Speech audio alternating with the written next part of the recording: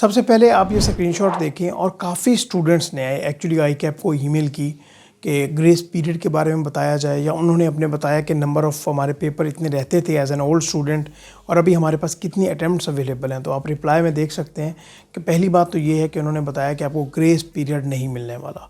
On the other hand दूसरी बात कि आपकी जो लास्ट अटैम्प्ट होगी वो ऑटम 2023 होगी। तो ये डिपेंड करता है नंबर ऑफ़ पेपर्स पे। अभी हो सकता है कि इनका 1 या 2 पेपर रहते हों, तो उसके लिहाज से जो इनकी अटैम्प्ट्स हैं वो इनको मिली हों और अभी इनके पास लास्ट अटैम्प्ट है।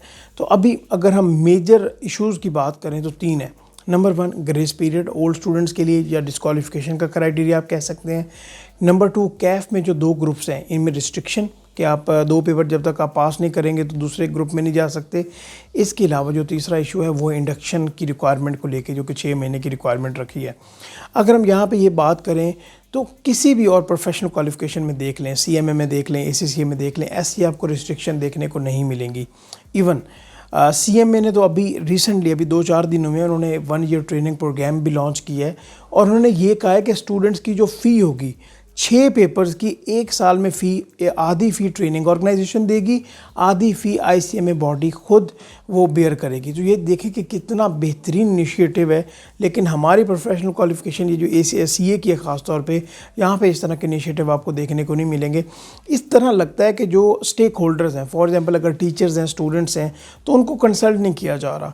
ये कहा जा रहा है कि भाई फॉर एग्जांपल अगर हमें ये पॉलिसी ठीक लग रही है तो आप इसको इम्प्लीमेंट कर दें और आप इसको ओबे आपको करना पड़ेगा, अदरवाइज़ ये आपके नुकसान में होगी। तो ये इश्यूज़ आपको सिर्फ बाकी प्रोफेशनल क्वालिफिकेशंस में देखने को नहीं मिलेंगे, CMA पाकिस्तान CMA आपको ये देखने को मिलेंगे। पहली बात तो ये हो गई। इसके अलावा यहाँ पे एक और तकसीम भी है। वो तकसीम कौन सी है? टीचर्स को लेके। किस तरह से? काफ़ी ऐसे टीचर्स हैं जो कि क्लियरली वो ये कहते हैं कि भाई हमारा इससे कोई गर्ज नहीं है, चाहे जो मर्ज़ी पॉलिसी हो, हमारा काम आपको पढ़ाना है, हमारा काम सिर्फ अपना रेवेन्यू जनरेट करना है। आप जाने, आपका काम जाने। अगर आपको पढ़ाना पड़ेगा तो हम पढ़ा देंगे, अगर डिस्क्वालीफाई हो जाएंगे तो उसमें आप कुछ कर नहीं सकते। इसके अलावा कुछ ऐसे टीचर्स भी हैं, बहुत ऐसे अच्छे टीचर्स हैं जो कि इन बातों को, इन इश्यूज़ को उजागर भी करते हैं, इनके ऊपर बात भी करते हैं ताकि हायर लेवल पे बात हो सके। यहाँ पे मैं आपको क्लियरली बताता जाऊँ, जो बंदा भी, चाहे वो स्टूडेंट हो या टीचर्स हों, अगर ये समझते हैं कि भाई बात करने से कोई फ़ायदा नहीं होगा, ICAP को ईमेल्स करने से कोई फ़ायदा नहीं होगा, अपनी बात कम्युनिकेट करने का कोई फ़ायदा नहीं होता, तो वो गलत है।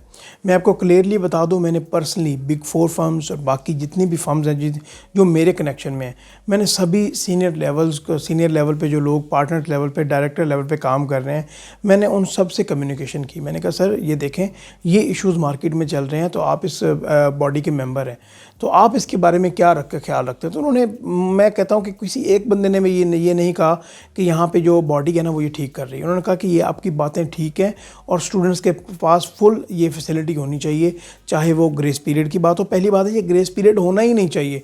अगर एक बंदा 4 से 5 साल इस फील्ड में लगा चुका है और वो डिस्क्वालीफाई हो जाएगा तो उसके लिए ये फ़ायदा नहीं है, उसके पास और कोई ऑप्शन अवेलेबल नहीं है, राइट।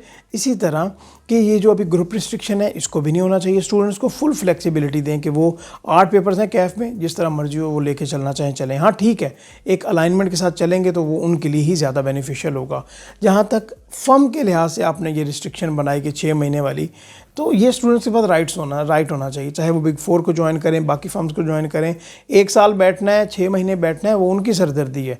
लेकिन ये फॉर एग्जांपल अगर मैंने कहीं पे अप्लाई करना है तो ये मेरी ये डिस्क्रिप्शन पे होना चाहिए कि मैंने कहाँ पे अप्लाई करना है, कौन सी ऑर्गेनाइजेशन को ज्वाइन करना है।